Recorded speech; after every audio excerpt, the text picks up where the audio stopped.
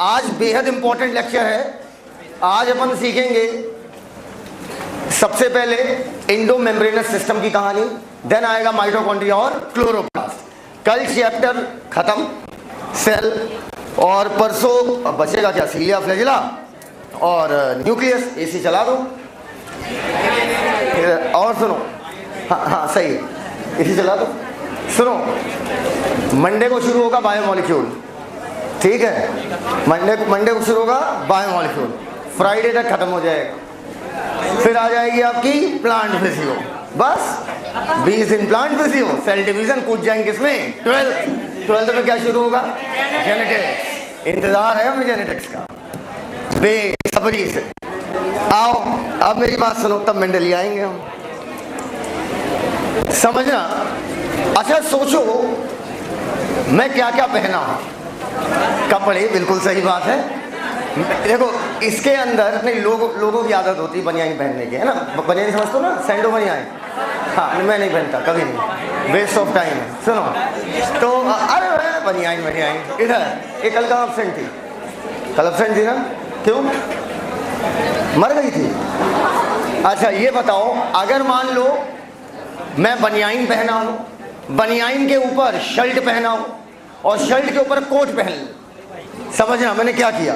बनियान के ऊपर शर्ट और शर्ट के ऊपर कोट। लेकिन आपको ये मानना है ये तीनों की तीनों लेयर, सबसे अंदर वाली बनियान, उसके ऊपर शर्ट, उसके ऊपर कोट, ये तीनों मेरी बॉडी ने पैदा किया है। जैसे बॉडी पसीना पैदा करती है, मान लो मेरी बॉडी कपड़े पैदा करती है। क्या पैदा करती है बेटा, कपड़े।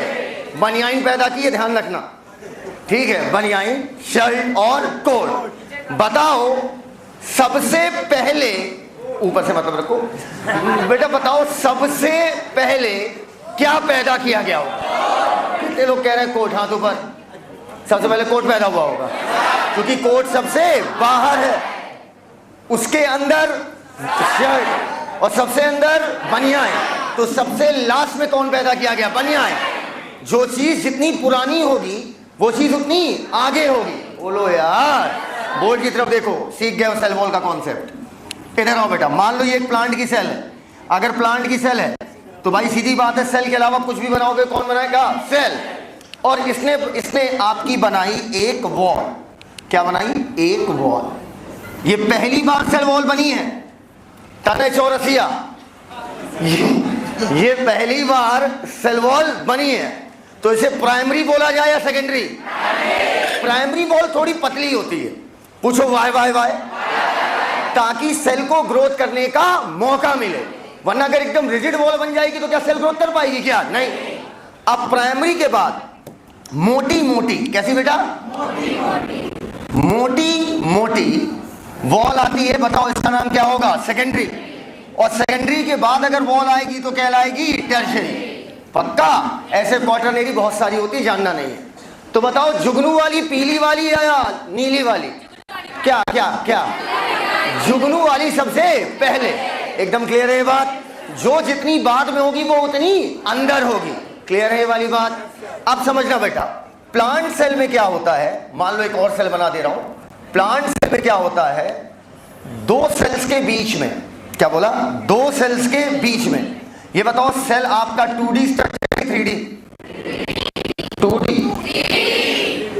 सेल 2D स्ट्रक्चर है। 3D बेटा ऐसे लंबाई में भी तो होगी कुछ, बोलो यार, लेकिन 3D में दिखा नहीं सकता। तो बेटा अगर ये दो सेल थोड़ा बाहर की तरफ निकालो तो इनके बीच में प्लेट जैसा, मतलब क्या होता है, प्लेट, मतलब प्लेट, बीच में प्लेट लाइक स्ट्रक्चर पाई जाएगी। और ये प्लेट लाइक स्ट्रक्चर कहलाती है मिडिल लैमेला। क्या कहलाएगी, मिडिल लैमेला। मान लीजिए प्लांट की इस सेल को कुछ चाहिए लेकिन वो इसके पास नहीं है, लेकिन इसके पास है, ए के पास है और बी के पास नहीं है। तो ए से वो केमिकल किस में चला जाएगा, बी में, लेकिन जाने के लिए छेद भी होना चाहिए। इस वजह से बीचों बीच हमने क्या बना दिया, एक छेदा। एंड दिस छेदा इज कॉल्ड प्लाज्मोडेस्मेटा। भैया मिडिल लैमेला प्लेट का नाम है, बोलो भैया।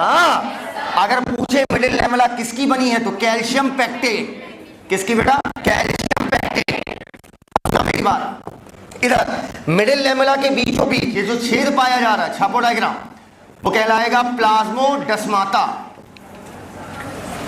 प्लाज्मोडेस्माटा कर लिया? बनाओ बनाओ। Primary, secondary, tertiary. एक बात बताओ, जब अंदर से दीवारें बन रही होंगी तो बाहर वाली पर प्रेशर लगेगा या नहीं लगेगा? बोलते ही नहीं हो यार। बाद में ये प्राइमरी वॉल टूट जाती है। क्यों टूट रही है? क्योंकि अंदर से क्या लग रहा है? टेरकुलिया प्रेशर। प्लेट बनी है पैक्टेट की। सुनेंगे अब एक एक बच्चा मेरी बात।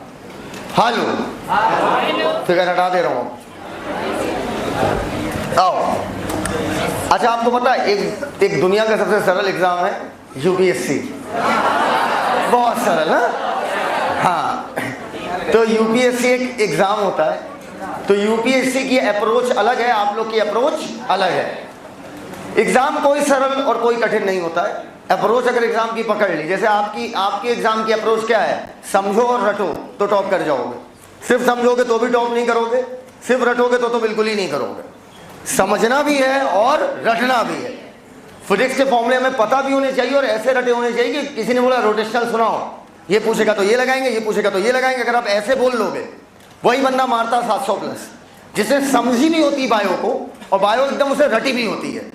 अब आपको क्या लगता है कि बायो मैंने सिर्फ कंसेप्चुअली समझी है, रटी नहीं है? बिल्कुल रटी है। कैसी बात कर रहे हो? कान में लीड लगा लगा के रटी है अपनी वॉइस को। भाई अगर आप मैराथन करते हैं तो मैराथन करते हुए इतनी तेज कैसे बोल लेते हैं? आपको लगता है सर कितना तेज सोच लेते हैं? आप सोच नहीं लेते, सर कितने बड़े रट्टू तो होता है, तर तर तर तर तर तर तर चालू है एक लाइन से। तो अब आप मेरी बात समझिएगा मैं क्या कहना चाह रहा हूं। यूपीएससी का एग्जाम कठिन नहीं है। यूपीएससी के एग्जाम में क्या चाहिए होती है? अप्रोच। आपकी अप्रोच है रटो और समझो। यूपीएससी नॉलेज मांगता ही नहीं है। यूपीएससी कहता है भाई मेरे को नॉलेज नहीं देखनी तेरे को, आप स्ट्रेटजिक हो लाइफ में कि नहीं हो, आप डिसिप्लिन हो लाइफ में या नहीं हो, आप कहीं किसी इमरजेंसी सिचुएशन में आप कितना बेहतर किसी चीज़ को ऑर्गेनाइज कर सकते हो। भाई ये बताओ, कुछ लोग जूलॉजी लेते हैं, कुछ लोग मैथ्स लेते हैं, कुछ लोग फिजिक्स लेते हैं। ये फिजिक्स से निकालेंगे यूपीएससी, ठीक है? तो सब लोग अलग अलग सब्जेक्ट लेते हैं। ये बताओ, एक डीएम बनने में जूलॉजी का क्या काम? अगर कोई डीएम बनना चाह रहा है तो उसमें जूलॉजी का क्या काम? डीएम साहब को मेढक थोड़ी काटना है, तो वो जूलॉजी क्यों ऑप्शनल सब्जेक्ट है उनके यहाँ? क्योंकि वो देखते हैं कि आप आंसर को कितने बेहतर तरीके से सजा सकते हो। नहीं समझ पाए हमारी बात? नहीं समझ पाए? इससे वो आपकी स्ट्रेटजी देखते हैं। वहाँ पर क्या होता है, आप लोग का क्या होता है, 720 में 720 मारना, वहाँ ये नहीं होता है। वहाँ ये वो देखते हैं कि आपने कौन सा क्वेश्चन चूज किया और फिर उसको कैसा रिप्रेजेंट किया। आज तक का जो टॉपर है, 2100 समथिंग नंबर का पेपर है, आज तक का, आज़ादी से पहले का एग्जाम है, उसके मैक्सिमम नंबर 1300 समथिंग आए थे। लगभग 2200 का एग्जाम और नंबर आए थे कितने? 1300। नंबर मिलते ही नहीं बेटा, नंबर मिलते ही नहीं है। मतलब नंबर तो जैसे लगता है नंबर, कॉपी 3 लोग चेक करते हैं, सेम कॉपी 3 लोग और तीनों अलग अलग प्रोफेसर, तीनों को मार्क्स नहीं पता होता कि किसने क्या दिया है। अगर तीनों के मार्क्स में 5 नंबर से ऊपर का वेरिएशन है तो कॉपी रीचेक होगी। 3 प्रोफेसर चेक करेंगे और तीनों की मार्किंग देखी जाएगी। 5 नंबर से ऊपर नीचे अगर आ गया किसी का तो कॉपी रीचेक पे चली जाएगी। इस तरीके से होता है यूपीएससी। छोटा सा एग्जाम, बहुत छोटा, क्योंकि बेटा अगर वो इतना कठिन नहीं करेंगे इसको तो बेटा देश कौन चलाता है? सरकार थोड़ी चलाती है, क्योंकि सरकार आईएएस चलाता है। बोलो बेटा, अब बेटा पॉलिसीज आती है तो मोदी जी थोड़ी बैठ के बनाते हैं, उनकी आईएएस लॉबी बैठ के बनाती है कि देश में ये होना चाहिए, ये होना चाहिए, ये होना चाहिए। अब यूपीएससी को कैसे डिवाइड किया गया? प्री, मेंस और इंटरव्यू में 3 पार्ट में डिवाइड है। प्री नहीं निकाल पाओगे तो क्या मेंस में पहुंचोगे? और मेंस नहीं निकाल पाओगे तो क्या इंटरव्यू में पहुंचोगे? और अगर एक आध मुकदमा लिए बैठे हो तो इंटरव्यू निकाल के भी बाहर हो जाओगे। अगर एक आध मुकदमा है तो इंटरव्यू निकालोगे तो भी बाहर हो जाओगे। तो pre, then mains, then interview, step by step. Pre में आपका एमसीक्यू चेक किया जाता है कि आप कितना अच्छा रटे हो चीजों को। मेंस में आपकी सोच को जज किया जाता है। इंटरव्यू में आपकी पर्सनैलिटी को चेक किया जाता है। तो देखा जाए तो प्री, मेंस, इंटरव्यू ये तीनों अलग अलग एग्जाम है, लेकिन तीनों एक दूसरे से क्या है? कनेक्टेड। बोलो भैया। अगर देखा जाए तो प्री, मेंस और इंटरव्यू, इन ये तीनों मिलकर एक बॉडी की तरह काम कर रही हैं। प्री काम करेगा, प्री निकला तो मेंस जाएगा, मेंस निकलेगा तो इंटरव्यू जाएगा। फिर क्या होगा? अभी भी सिलेक्शन नहीं हुआ है, अब वेरिफिकेशन होगा। वेरिफिकेशन की सब मामला सही है तुम्हारा, कुछ लिए तो नहीं बैठे हो। तो अगर ये चारों को देखिए तो ये चारों आपस में एक दूसरे से क्या है? कनेक्टेड, एक सिस्टम की तरह काम कर रहे हैं। इसमें से एक भी चीज निकाल दो तो क्या आप यूपीएससी निकाल पाओगे? मेंस हटा तो क्या, तो मैं मेंस नहीं हूं, मैं सीधे इंटरव्यू देता हूं, तो यूपीएससी के कई धाराओं में लाद देता हूं।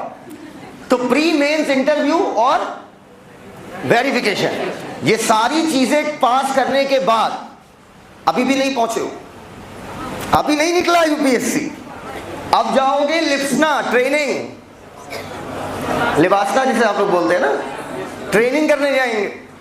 लिबासना तुम लोग गए होंगे? हाँ, इधर मैक्सिमम यूपीएससी तैयारी करने वाले लिबासना का वीडियो देख देख के मोटिवेट होते हैं। अरे हद हो गई यार, वहाँ का वीडियो देखोगे तो मोटिवेट नहीं होगे, वहाँ का अगर वीडियो देखोगे तो जो लोग वहाँ कर रहे हैं वो तो यहीं से करना शुरू कर दोगे। आप समझ पा रहे मैं क्या कहना चाह रहा हूँ? और ये ट्रेनिंग नहीं होती बेटा, ये इंजॉय होता है। मतलब तुम्हें एक परफेक्ट मैन बनाते हैं। घोड़सवारी से लेकर स्विमिंग से लेकर सब सीखोगे तुम, पता नहीं कब क्या इमरजेंसी हो जाए, मतलब एक परफेक्ट बंदा तैयार करते हैं। फिर आप बनोगे IAS, 3 छोटे लेटर। अब मेरी बात सुनना, तो देखा जाए ये सारी चीजें क्या किसी कपड़े में बंधी हुई हैं क्या? नहीं सर, बंधी नहीं है। ये बोलिए ये फंक्शनली कनेक्टेड है। इनमें से एक भी हटा दो, तुमको नहीं मैं ट्रेनिंग वेनिंग नहीं करूंगा, हम गांव में बहुत तैरे रहे, ये नहीं होगा। वहां पे भी नंबर लाना होता है आपको, वहां पे भी आपको मार्क्स लाने होंगे, ऐसे थोड़ी तैयार हो जाएगा IAS। सोचो बेटा, इतना बड़ा पद मिलेगा, फ्री का ड्राइवर, फ्री के नौकर चाकर, सब देश के जिले के बीचों में जितना बड़ा बंगला, मतलब गवर्नमेंट के तुम दामाद हो, और गवर्नमेंट के तुम दामाद हो, बैठ के खाओ, एक फोन घुमाओ, सब कुछ हिला दो। तो बेटा इतने बड़े एग्जाम को क्रॉस करने के लिए ये जो फंक्शनली कनेक्टेड एक सिस्टम बना हुआ है, इसको आपको क्या करना पड़ेगा? क्रॉस। अब यहीं पर अगर हम बायोलॉजी लगा दें, हम लोग यहां पर पढ़ते हैं इंडो मेम्ब्रेनस सिस्टम। आता आया? इंडो मेम्ब्रेनस सिस्टम, 4 अलग अलग सेल ऑर्गेनेल है। चार अलग अलग, ये जो 4 अलग अलग सेल ऑर्गेनेल है, इनका फंक्शन अलग अलग है।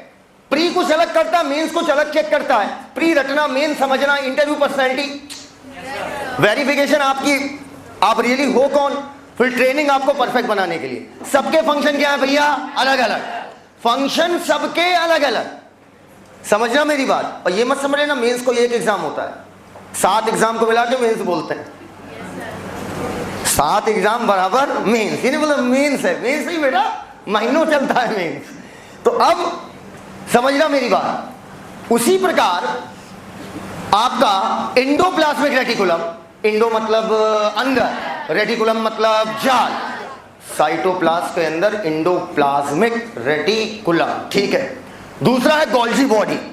1898 में, 1898 में कैमलो गोल्जी ने गोल्जी बॉडी खोजी, क्लियर, और बाद में उसका नाम गोल्जी बॉडी उनके सम्मान में रख दिया गया। तीसरा आता है वैक्यूल, जो कि प्लांट में बड़े होते हैं, एनिमल में या तो एब्सेंट होंगे या तो नहीं होंगे। और चौथा आता है लाइसोसोम। ये 4 अलग अलग सेल ऑर्गेनेल हैं। जैसे ये एग्जाम अलग अलग है, लेकिन एक साथ एक फंक्शनल यूनिट की तरह काम कर रहे हैं, सबके काम अलग अलग हैं। अरे आपको लिखना बहुत अच्छा आता है, पर आप MCQ नहीं सॉल्व कर पाते हो, प्री निकलेगा नहीं। सब आपको निकालना पड़ेगा। सबके फंक्शन अलग अलग हैं, लेकिन फंक्शन आपस में क्या है? कनेक्ट है।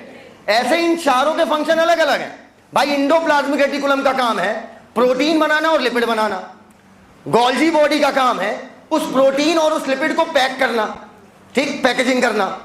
उसके बाद आपका लाइसोसोम का काम है कि उस प्रोटीन और लिपिड को जरूरत जब खत्म हो जाए तो उन्हें वापस तोड़ना, और अंट संठ माल जाकर स्टोर हो जाएगा कहां पर? वैक्यूल। तो बताओ चारों के काम सेम है कि अलग अलग है? लेकिन ये चारों के काम आपस में कनेक्टेड है। क्या ये किसी मेम्ब्रेन से ढके हुए हैं क्या? नहीं सर, वो एक साथ मिलकर एक यूनिट की तरह काम कर रहे हैं। They have distinct function, but functions are interconnected. बोलो यार, एकदम क्लियर है भैया। मेरा काम क्या है? बायो पढ़ाना। पोरवाल सर का काम क्या है? टेडी बियर का, टेडी बियर क्या पढ़ाते हैं? फिजिक्स पढ़ाते हैं। तीनों का फंक्शन क्या है? अलग अलग, लेकिन तीनों का अल्टीमेट मकसद क्या है कि तुम्हारा सिलेक्शन। तो यही है इंडो मेम्ब्रेनस सिस्टम कि 4 सेल ऑर्गेनेल, चारों के काम अलग अलग, लेकिन एक दूसरे से क्या है भैया? कनेक्टेड। सबसे पहले जिक्र करेंगे endoplasmic reticulum.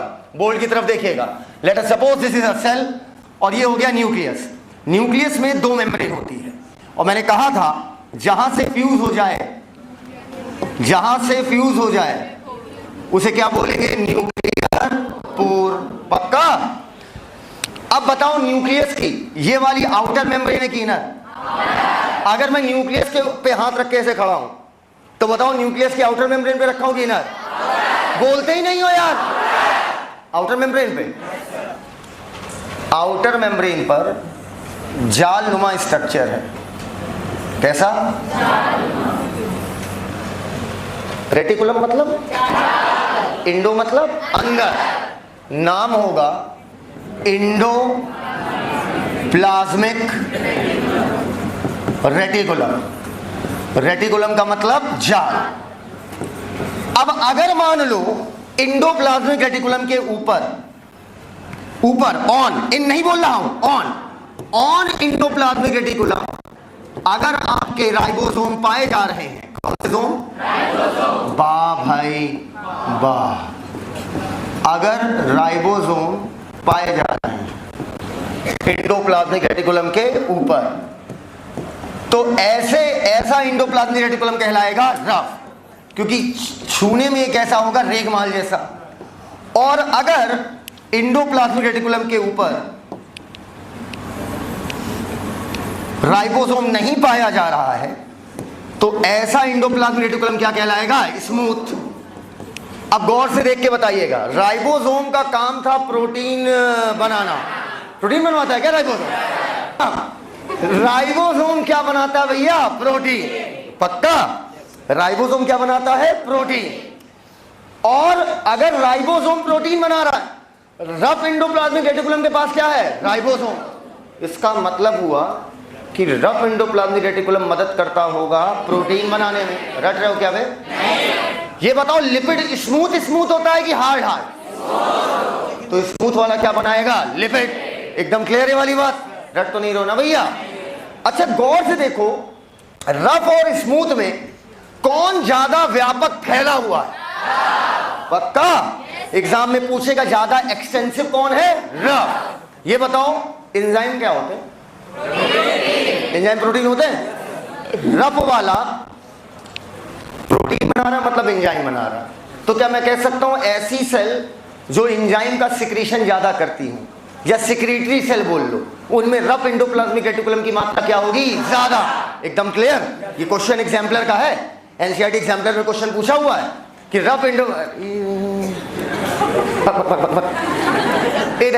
Rough endoplasmic reticulum में, इधर समझना मेरी बात, रफ इंडोप्लाज्मिक रेटिकुलम में आपका प्रोटीन का सिंथेसिस हो रहा है, प्रोटीन वो सिक्रीट करेगा। तो ज्यादा, अगर पूछे कोई सेल सिक्रीटरी ज्यादा है तो उसमें रफ ज्यादा होगा या स्मूथ? बोलो। रफ की मात्रा ज्यादा, स्मूथ की मात्रा कम। एकदम क्लियर हो तो हाँ बोल दो भैया। अच्छा अगर मैं बोलूं एनिमल्स में स्टेरॉइडल हार्मोन मैंने आपको पढ़ाए थे, अरे कॉर्टिसोल, टेस्टोस्टेरोन, बोलो भैया। ये बताओ स्टेरॉइड क्या होता है? लिपिड। मतलब एनिमल्स में स्टेरॉइड वाला हार्मोन जो बना रही है वो कौन होगा? रफ या स्मूथ? रट्टा मार लिया बेटा? अच्छा गौर से देखो, इस इंडोप्लाज्मिक रेटिकुलम ने पूरी सेल को 2 भाग में बांट दिया। एक माल रफ के अंदर या एक माल इंडोप्लाज्मिक रेटिकुलम के अंदर, ये अंदर का स्पेस, जो अंदर का स्पेस है उसे बोल दिया ल्यूमिनल। क्या बोल दिया? ल्यूमिनल। ल्यूमिन मतलब ये होता है स्पेस। और इंडोप्लाज्मिक रेटिकुलम के बाहर जितना माल है उसे क्या बोल दिया? Extra luminal. ये बात एकदम क्लियर है बेटा?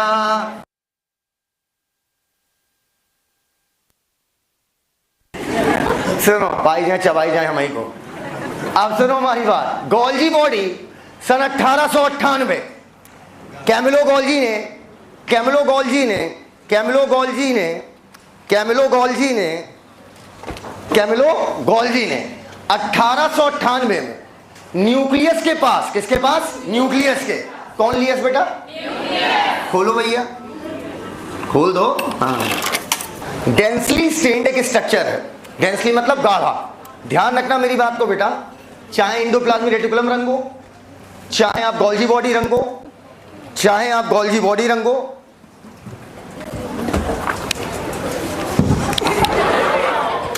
चाहे एंडोप्लाज्मिक रेटिकुलम रंग हो, चाहे गोल्जी बॉडी रंग हो, चाहे आप गोल्जी बॉडी की जगह आप न्यूक्लियस रंग हो, ये सब के सब जब स्टेन होते कैसे दिखते हैं? गाढ़े। गोल्जी बॉडी की कहानी समझना। गोल्जी बॉडी में ऐसे प्लेट लाइक स्ट्रक्चर होती है ढेर सारी। प्रत्येक प्लेट को सिस्टरनी बोलते हैं। ब्रदरनी की सिस्टरनी? ब्रदरनी नहीं बेटा, सिस्टरनी। प्रत्येक प्लेट को क्या बोलते हैं? सिस्टरनी। ये एक सिस्टरनी, ये दूसरी सिस्टरनी, ये तीसरी सिस्टरनी। पक्का? बोलते ही नहीं हो यार।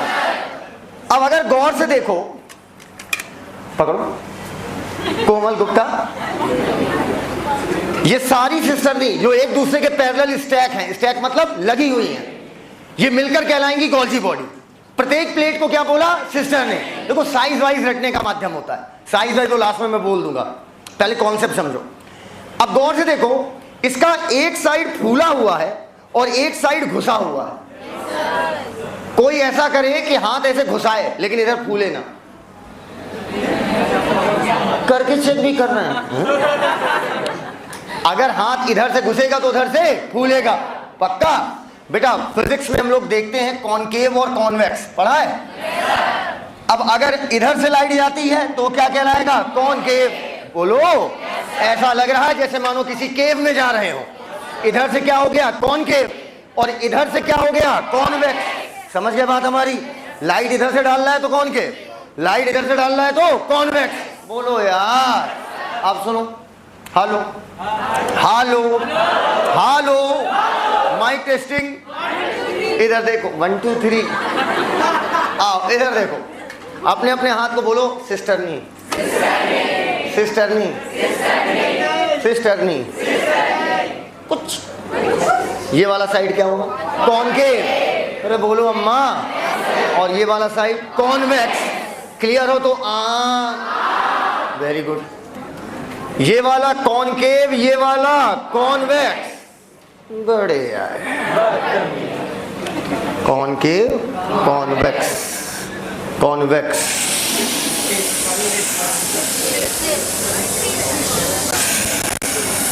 कॉन्वेक्स,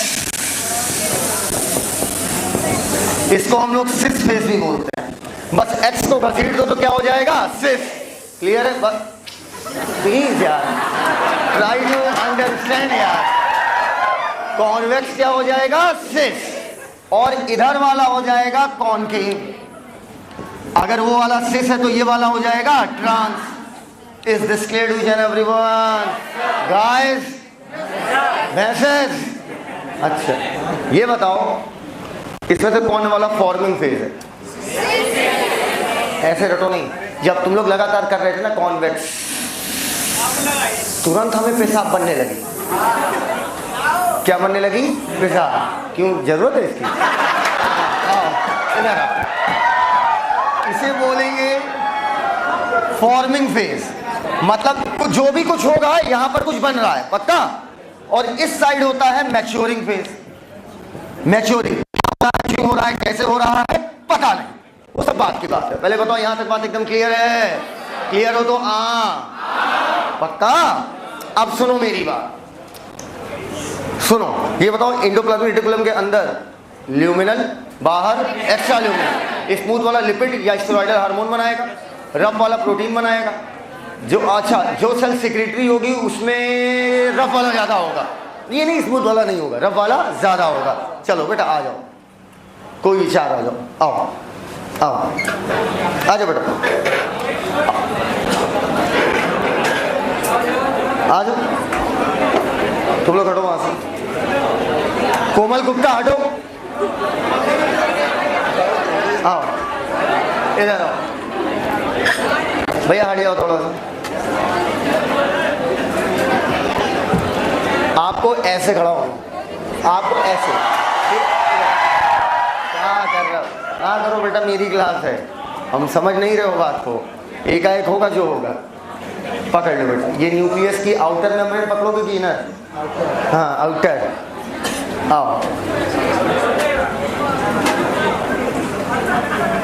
बेटा तुम आओ, समझ में नहीं आता है। हाँ तो तुम जाओ, आओ।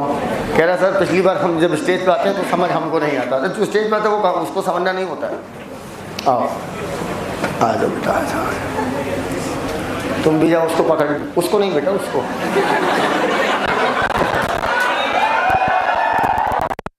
ये है रेटिकुलम, रफ लोगे यार, हाँ।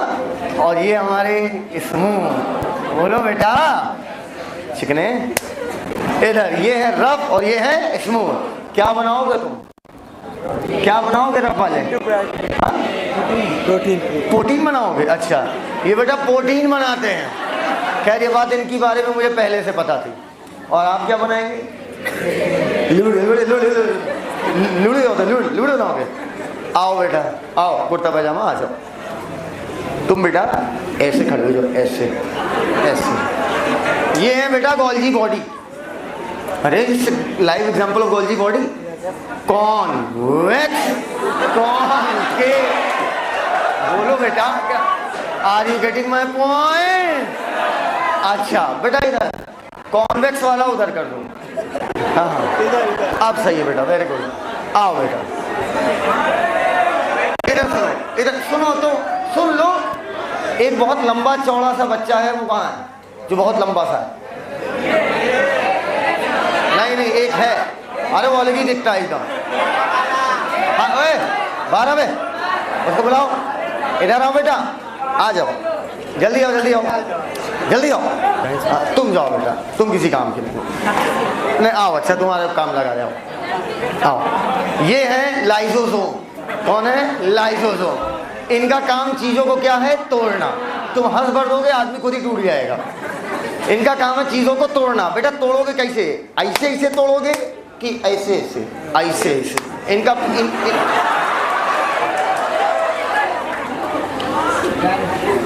हाँ रहने देंगे, रहने देना चाहिए जी ना, सेहत की बात है।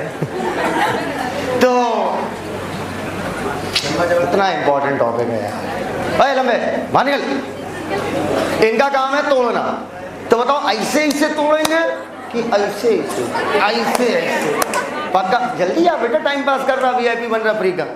इधर आओ, निकल जल्दी ना। बस बेटा हो गया बेटा, हो गया। अब चुप हो जाओ, चेहरा दिखता पिट जाओगे। ऐसे ऐसे तोड़ता है, मतलब लाइसोजाइम का अंदर पीएच कितना होगा? 5। समझ गए बात को? कार्बोहाइड्रेट को तोड़ने के लिए इनके पास होगा कार्बोहाइड्रेट, लिपिड को तोड़ने के लिए होगा लाइपेज, न्यूक्लिक एसिड को तोड़ने के लिए न्यूक्लियस। बोलते ही नहीं हो यार, पीछे रहो, पीछे पीछे पीछे पीछे। प्रोटीन को तोड़ने के लिए होगा प्रोटीन। इधर आओ इधर आओ, चिलगम कम चबाओ, समझे? हाँ चिलगम खा रहे हैं। अब सुनना मेरी बात बेटा, ये कौन सी बॉडी है? Golgi body. ये फॉर्मिंग फेज है, ये फॉर्मिंग फेज। और ये वाला कौन सा फेज है? मैच्योरिंग। पक्का? अब बेटा इधर लाओ, काट जाओ थोड़ा सा। बोलना नहीं बेटा। तुमको पता है तुम कैसे बने? नहीं पता?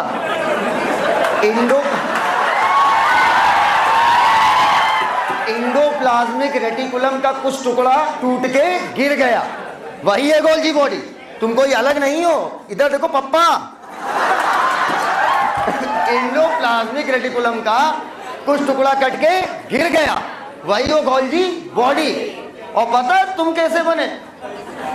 अभी गोल्जी बॉडी देखना, इसका काम है पैक करना। पैक करना, ऐसे बर्थडे में गिफ्ट पैक करते हैं वैसे ये पैक करेंगे। तो पैकेजिंग के दौरान छोटा मोटा माल इनका टूट के गिर गया, तो तुम बन गए। और तुम हो लाइसोसोम, पप्पा, गद्दा। अरे बोलो बेटा। अब सुनना, कागज का टुकड़ा लाओ, टुकड़ा टुकड़ा इधर। अब इधर देखो, मान लो प्रोटीन पकड़, ये प्रोटीन बनाने वाले। देखना बहुत अच्छे से, एक ही बार दिखाऊंगा, एक ही बार का पैसा लिया हूँ भाई। हाँ इधर आओ। हाँ अब कुछ लोग सुनो, तो कुछ लोग यूट्यूब यूनिवर्सिटी वाले ज्ञान देंगे, कहेंगे आटे की जगह क्ले भी यूज कर सकते हैं। Oh my God.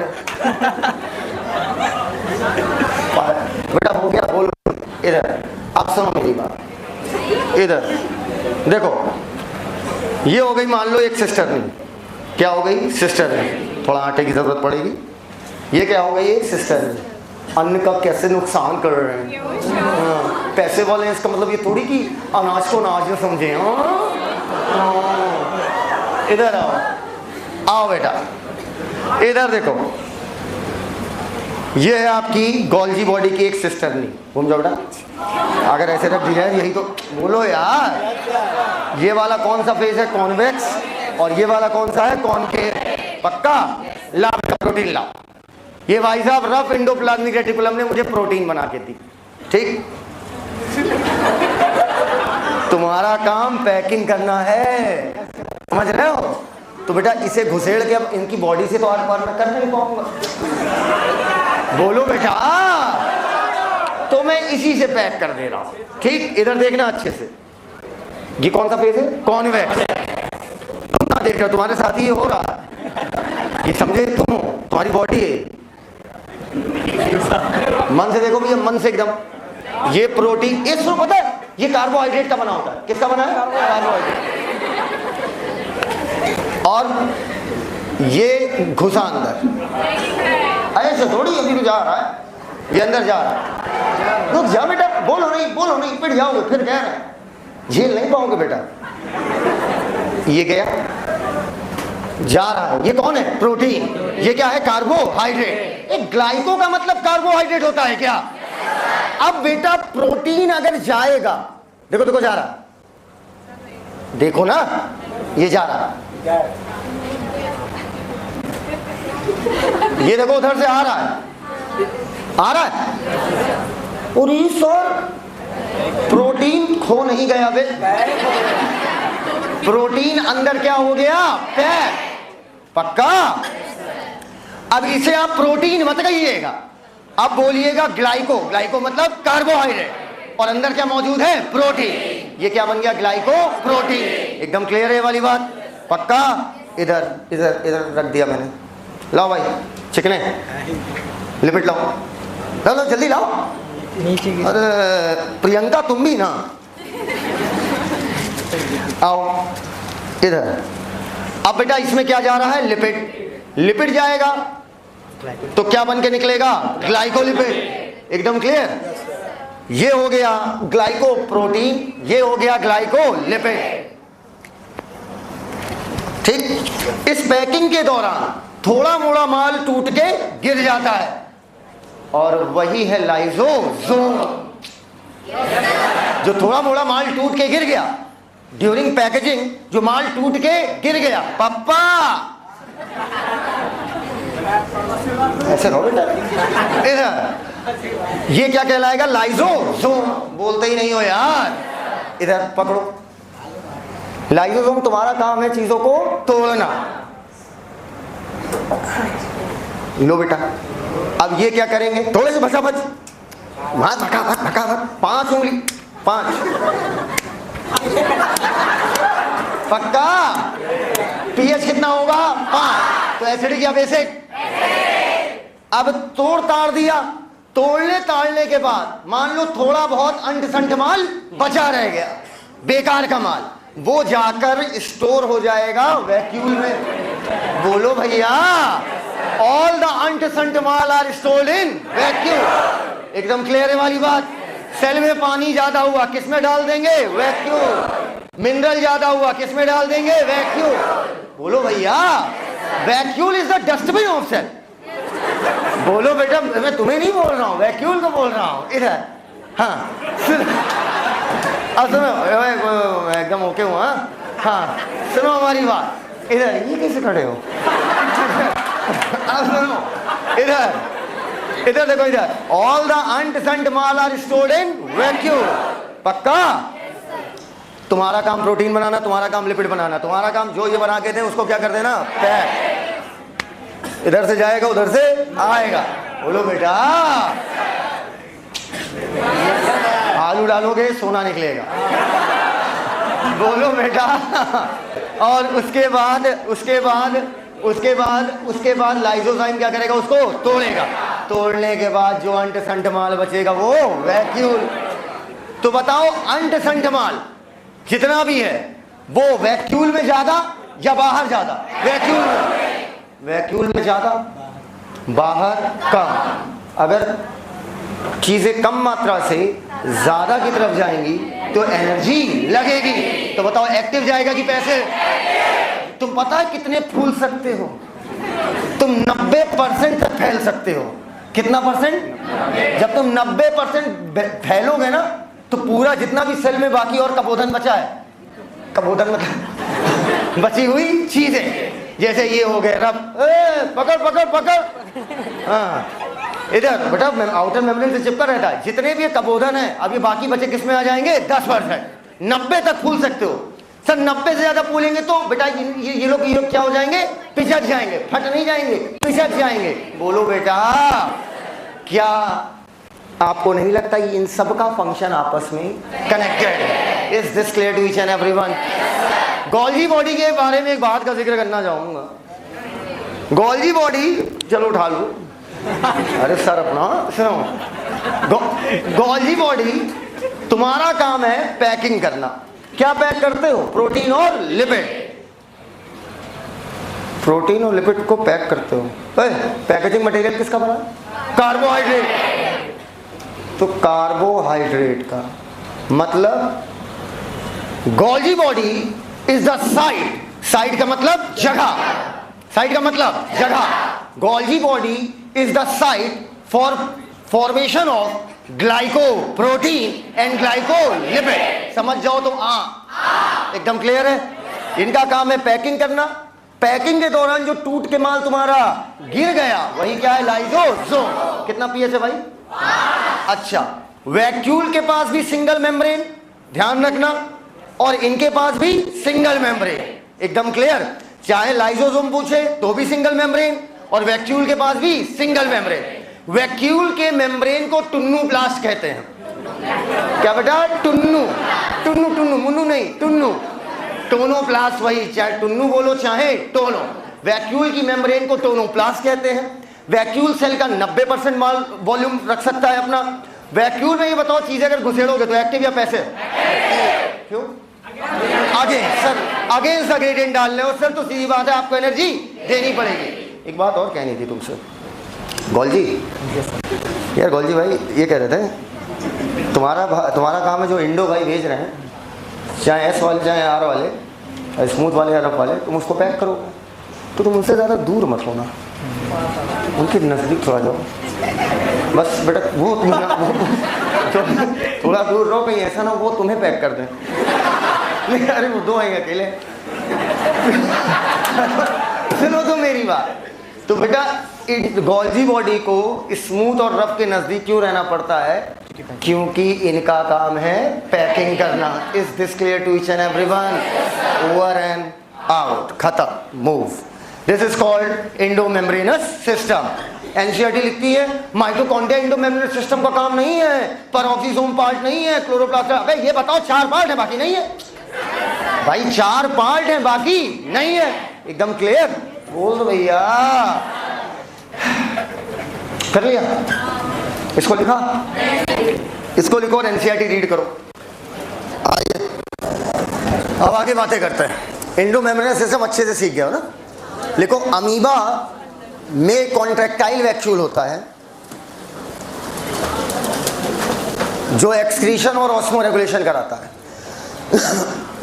अमीबा में कॉन्ट्रैक्टाइल वैक्यूल होता है जो एक्सक्रीशन और ऑस्मोरेगुलेशन कराता है। यूग्लिना में फूड वैक्यूल होता है जो फूड को डाइजेस्ट करता है। नया टॉपिक है माइटोकॉन्ड्रिया। आइए माइटोकॉन्ड्रिया की क्या कहानी है? माइटोकॉन्ड्रिया को जब तक अगर आप पूरी सेल को स्टेन करो ना, पूरी सेल को रंगो ना, तो माइटोकॉन्ड्रिया नहीं रंगेगा। माइटोकॉन्ड्रिया के लिए अलग डाई आती है जिसको बोलते हैं जानूस ग्रीन। कौन सी ग्रीन बेटा? जानूस ग्रीन। माइटोकॉन्ड्रिया देखना है तो आपको स्पेसिफिक एक डाई इस्तेमाल करनी पड़ती है, जानस ग्रीन। ठीक है। तो जेनस ग्रीन से जब आप रंगोगे तभी माइटोकॉन्ड्रिया रंगाएगा, वरना नहीं रंगाएगा। ठीक। अच्छा ये बताओ आप में से कितने लोग राइट हैंडेड है? तो राइट हैंड वाले और लेफ्ट हैंड वाले, बाप रे बाप, लेफ्ट हैंड वाले ना के बराबर है। मैक्सिमम यहाँ पर राइट हैंड वाले, ठीक है। एक्चुअली में क्या हुआ था मालूम है? पूछिए क्या हुआ था। जब आप मम्मी के अंदर पल रहे थे, ठीक है, तो बहुत ज़्यादा जगह नहीं थी, बिल्कुल वो काकादेव के हॉस्टल का साइज है, समझना। बस एक तख्ता घुसा होगा, एक पढ़ने के लिए छोटी सी टेबल, कुर्सी भी आज देना बंद कर दिए, है ना, वह उसी में मतलब एडजस्टमेंट करना पड़ता है। तो काकादेव का जैसे रूम है बिल्कुल वैसे ही आप अंदर थे। जिस हाथ का मूवमेंट ज़्यादा हुआ ना, उसी में माइटोकॉन्ड्रिया ज़्यादा हुआ। जो हाथ फंसा रहा, ज़्यादा मूवमेंट नहीं हुआ, ठीक है। तो जिसका लेफ्ट हैंड ज़्यादा मूव किया, समझ रहे हो मेरी बात, वो लेफ्ट हैंडेड हुआ, और जिसका राइट हैंड ज़्यादा मूव किया वो राइट हैंडेड हुआ। पूछो क्यों? आप राइट हैंड से किसी काम को करते हैं, जो भी राइट हैंड वाले हैं उनसे बात कर रहा हूँ मैं, राइट हैंड से करते हैं तो आप चीज़ों को काफ़ी सटीक करते हो, आपका चीज़ों के पे ग्रिप बहुत अच्छा होता है। और अगर आप लेफ्ट हैंड से सेम काम को करते हैं तो आपका ग्रिप उतना मजबूत नहीं होता है। लेफ्ट हैंड तो कई बार ऐसा लगता है भाई तुम मेरे हो या नहीं हो। तो मेरी बात समझना, ये खेल है नंबर ऑफ माइटोकॉन्ड्रिया का। जब मम्मी के अंदर आप थे तो बिल्कुल आप सिमटे ऐसे पड़े हुए थे, ठीक है। तो आप कभी अपना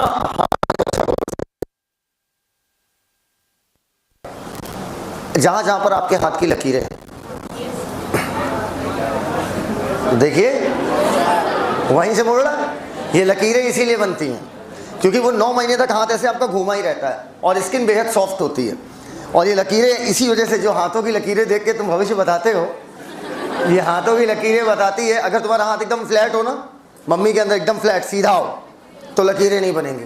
इसका मतलब तुम्हारा भविष्य खत्म, पैदा होते ही मर जाओगे। तो हाथ की लकीर देखा, नोटिस किया इसे? कभी नहीं किया? किया है। हाथ वहीं मुड़ेगा जहां जहां से लकीरें वहीं होंगी जहां से हाथ मुड़ रहा है। अब क्या होता है समझना। तो जब मम्मी के अंदर थे, मान लो मेरा राइट हैंड ज़्यादा चल रहा था, ठीक है, मेरा राइट हैंड ज़्यादा चल रहा था।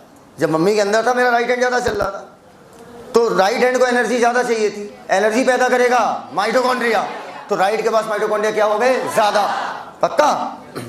2016 में मेरा एक एक्सीडेंट हुआ। 2016 में, 16 नहीं बेटा, 16, तभी मैंने क्रिकेट खेलना छोड़ दिया था।